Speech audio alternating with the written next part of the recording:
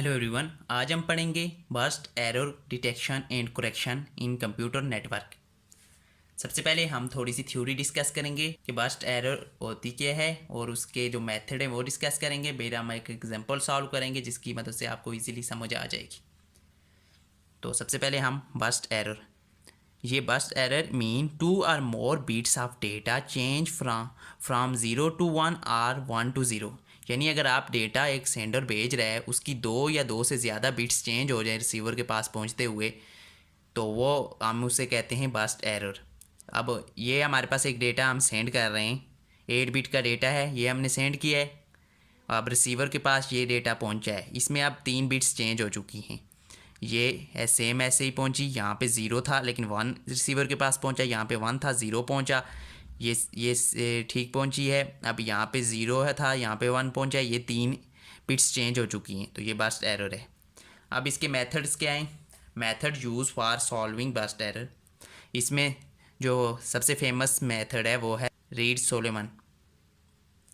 ये जो मेथड है read Solomon code use for burst error correction, it is introduce इन 1960। ये जो मेथड है ये मोस्टली यूज़ होता है बर्स्ट एरर करेक्शन के लिए। ये 1960 में इंट्रोड्यूस किया गया। इसमें डिस्टेंस जो होता है n-k+1 और मैसेज k होता है। अब ये जो है ये एक मैथमेटिकल बेस जो है एक मेथड है जो कि बर्स्ट एरर करेक्शन और डिटेक्शन और करेक्शन के लिए यूज़ होता है, लेकिन ये बहुत डिफ़िकल्ट मेथड है। इसमें से बहुत ज़्यादा मैथमेटिकल इक्वेशंस यूज़ होती हैं और उसके कंसेप्ट यूज़ होते हैं, इसलिए उसका एक सेकंड मेथड हम यूज़ करते हैं, वो है forward error correction. Forward error correction method also use for burst error correction. ये जो फॉरवर्ड एरर करेक्शन है ये मेथड भी यूज़ होता है बर्स्ट एरर करेक्शन के लिए और डिटेक्शन के लिए। ये एज़ कम्पेयर टू इसके मुकाबले में एक इजी मेथड है और इजीली आप डिटेक्ट कर सकते हैं एरर और उन्हें करेक्ट भी कर सकते हैं। इसमें बेसिकली यूज़ होता है, ये एक टेबल होता है इनकोडेड बिट्स, इस टू बिट्स का जो होता है, एक इस साइड इनकोडेड बिट्स होती हैं और इसका करस्पॉन्डिंग कोड वर्ड्स होते हैं 5 बिट्स के। अब ये जो टेबल है ये टेबल रिसीवर के पास भी होता है और सेंडर के पास भी होता है। जब सेंडर भेजता है तो अकॉर्डिंग टू दिस बिट्स भेजता है, इस टेबल के अकॉर्डिंग भेजता है। जब रिसीवर के पास वो बिट्स रिसीव होती हैं वो इस टेबल के मुताबिक चेक करता है कि क्या हमारे पास जो बिट्स रिसीव हुई हैं वो करेक्ट हैं, करेक्ट डेटा है या नहीं है। अब ये जो फॉरवर्ड एरर करेक्शन मेथड है, जैसा कि मैंने पहले ही कहा था कि हम एक एग्जांपल भी सॉल्व करेंगे। जो फॉरवर्ड एरर करेक्शन है, इसके फॉरवर्ड एरर करेक्शन मेथड, जिसे FEC भी कहते हैं इन कंप्यूटर नेटवर्क, ये एक मेथड है जो कि एरर करेक्शन और डिटेक्शन के लिए यूज़ होता है। इसमें आपको रीसेंड नहीं करना पड़ता डेटा दोबारा से, वहीं पे अगर कोई एरर आ जाती है तो वो रिसीवर एंड पे उसे डिटेक्ट करके उसे करेक्ट कर दिया जाता है। इसमें हमारे पास एक ये टेबल होता है जो कि यहाँ पे इनकोडेड बिट होती हैं 2 बिट की, जिनका 2 बिट साइज़ होता है और इनका जो है कोड वर्ड होता है, करस्पॉन्डिंग कोड वर्ड जो होता है वो 5 बिट का ये होता है। ये दोनों, ये जो टेबल है ये रिसीवर के पास भी होता है और सेंडर के पास भी होता है। सेंडर इसके मुताबिक जो है वो बिट्स सेंड करता है और रिसीवर जब रिसीव हो जाती हैं तो वो इस टेबल के मुताबिक चेक करता है कि क्या डेटा हमारे पास करेक्ट रिसीव हुआ है या नहीं। अब हमारे पास ये मैसेज एक है, ये हम सेंड कर रहे हैं, सेंडर की तरफ से ये एक मैसेज सेंड किया जा रहा है। ये टेबल जो है आपने याद कर लेना है कि ये रिसीवर और सेंडर दोनों के पास होता है। तो अब ये हम मैसेज जो है वो सेंड कर रहे हैं, ये हमारे पास एक मैसेज है। तो सिंपली पहले हम इसे एक जो है ये 2 बिट के 2 बिट में डिवाइड कर लेते हैं ताकि हम इजीली समझ सकें। अब हम 2 बिट में इसे कर लेते हैं 0 1, ये 0 0 0 1 1 1 1 1 1 0 0 0 और 1 0, इस तरह हमने बना लिए। अब हम इन सब की ये जो हमारे पास बिट्स दी हुई हैं 2 इनका ये जो ये इसमें यहाँ पे मैचिंग करके इनके ये जो कोड वर्ड हैं ये लिखेंगे। अब यहाँ पे इसके जो ये जो है इसकी करस्पॉन्डिंग इसका कोड वर्ड हम लिखेंगे जो 5 बिट का है। तो यहाँ पे 0 1, यहाँ पे हमारे पास ये 0 और ये 1 दिया हुआ है, तो इसका ये जो कोड है कोड वर्ड है ये लिखेंगे। 0 1 का कोड वर्ड है 1 1 1 0 0, ये इसका है। अब इसके आगे 0 0 का हमारे पास कोड वर्ड दिया हुआ है, ये 0 0 0 0 0 5 0।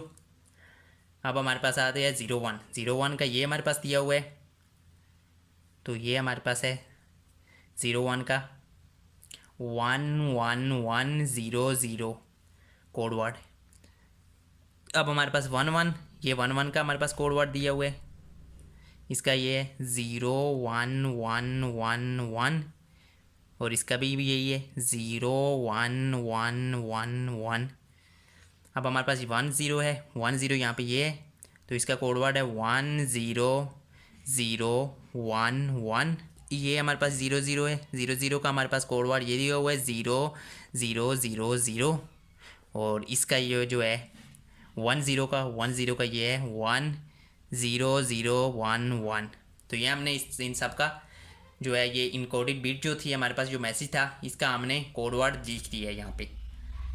अब हम क्या करते हैं, ये जो है ये सेंडर सेंड करेगा, ये हमारा सेंडर ये वाला मैसेज इस फॉर्म में सेंड करेगा।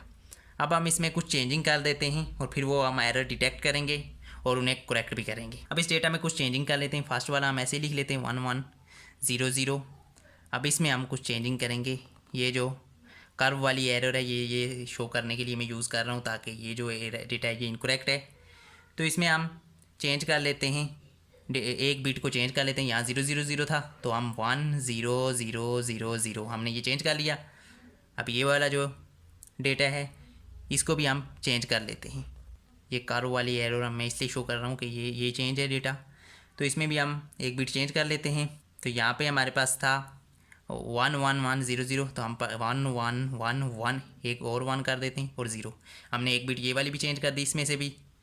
अब ये वाला हमारे पास आ गया, इसको हम ऐसे ही लिख लेते हैं 01111। अब हम इसमें भी चेंजिंग कर लेते हैं 01010। हमने ये इसमें भी बिट्स चेंज कर दी हैं। अब जो हमारे पास नेक्स्ट है इसको हम ऐसे ही उतार लेते हैं, इसको छोड़ देते हैं। आप अपनी मर्ज़ी के मुताबिक जो भी एरर होंगी ना, ये हम अपनी मर्ज़ी के मुताबिक एरर सेट कर रहे हैं कि ये वाली डेट्स हम चेंज कर देते हैं, फिर हम इसे डिटेक्ट करेंगे और करेक्ट करेंगे।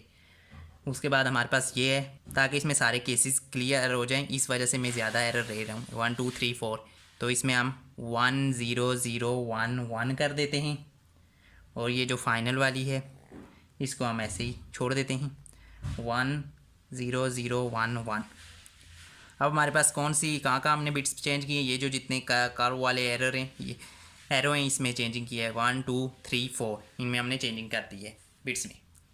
अब हम इनको पहले डिटेक्ट करेंगे, फिर इनको साथ ही करेक्ट भी कर देंगे। अब ये वाला जो ये हमारे पास जो कोड है इसको हमने यहाँ पे ढूंढना है जाके कोड वर्ड में, क्या ये मैचिंग करता है किसी के साथ।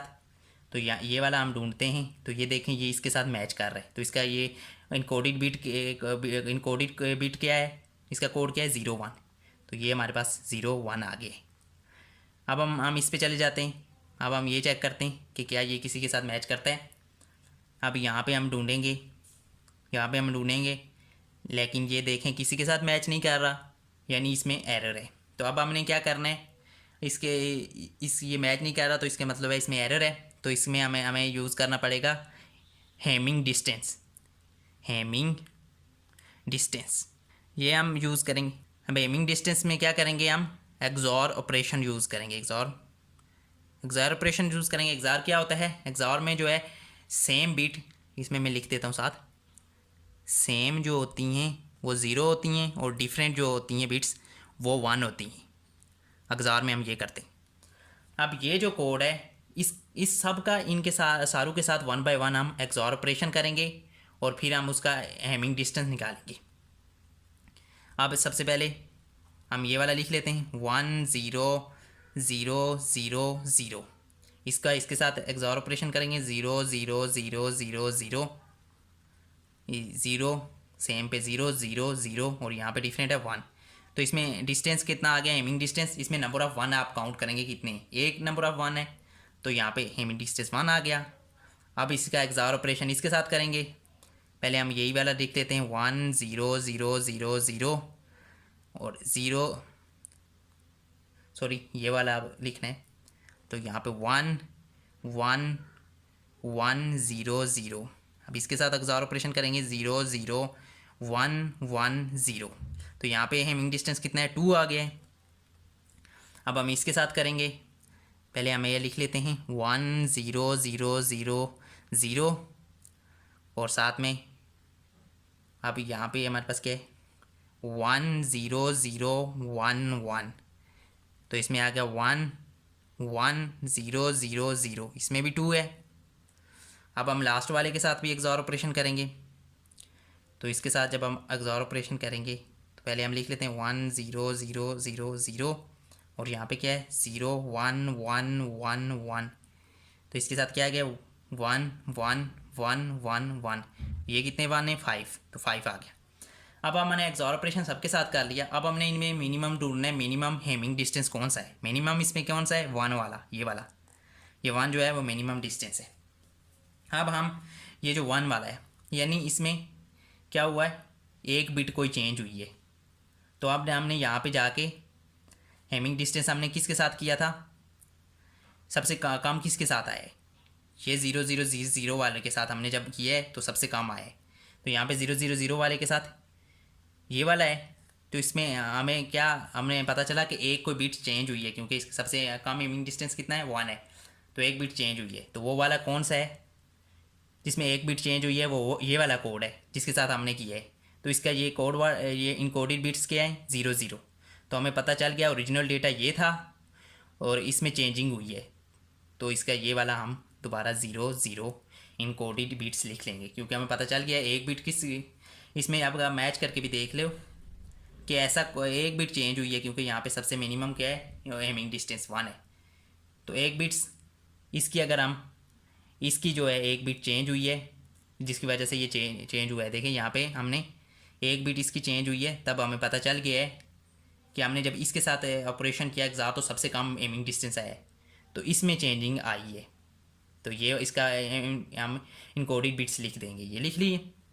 अब हम थर्ड पे चलते हैं। अब थर्ड पे यहाँ पे हमने ये जाके ढूंढ रहे हैं, यहाँ पे क्या है इस तरह का कोई है जिसमें 4 1 और 1 0 नहीं है, तो हमें पता चल गया ये भी एरर है, यहाँ पे भी एरर है। अब हम इस एरर को भी हमें डिटेक्ट करना पड़ेगा, तो वो क्या, हम हेमिंग कोड की मदद से इसके साथ भी ऑपरेशन करेंगे, हेमिंग कोड इसका निकालेंगे। अब यहाँ पे भी हमें पता चल गया है कि ये वाला जो डेटा है ये यहाँ पे नहीं है, इसका मतलब है ये भी इनकरेक्ट है, तो इसका भी हम हेमिंग डिस्टेंस फाइंड करेंगे। तो हम यहाँ पे ये फाइंड कर लेते हैं, डी से हम डिनोट करते हैं हेमिंग डिस्टेंस को।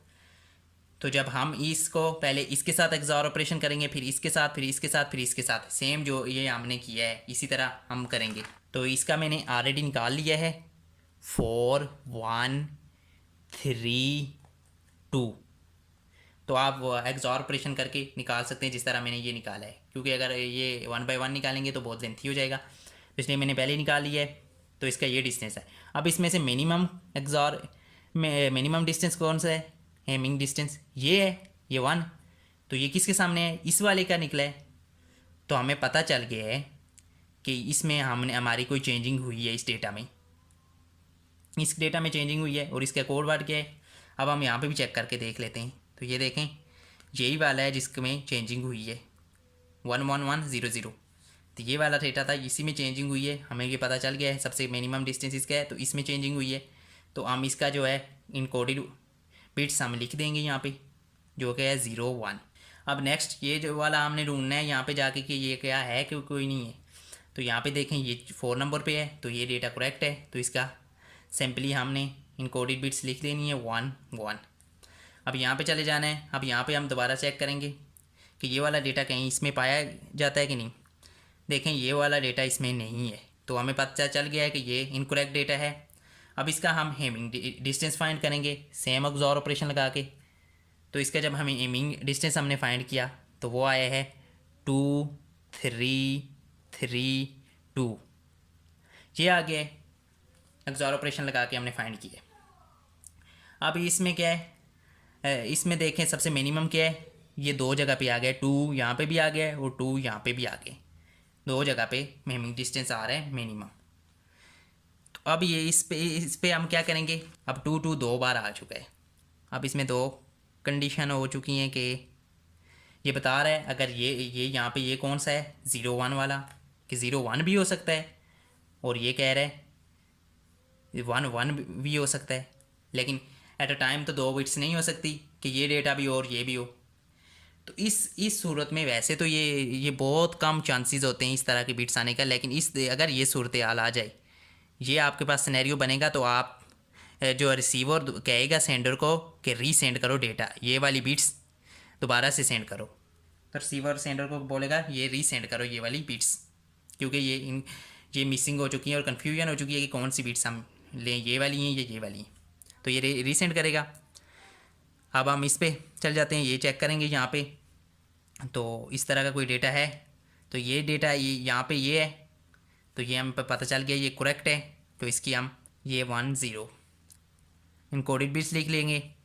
अब ये नेक्स्ट है, ये चेक करेंगे कि क्या ये डेटा है, तो हाँ ये डेटा भी है, लेकिन यहाँ पे देखें सेंडर ने क्या सेंड की थी, ये वाली सेंडर था, सेंडर ने ये सेंड की थी, और रिसीवर के पास क्या रिसीव हुई, ये रिसीवर के पास क्या रिसीव हुई, ये वाली उसने सेंड की थी लेकिन ये वाली रिसीव हो गई।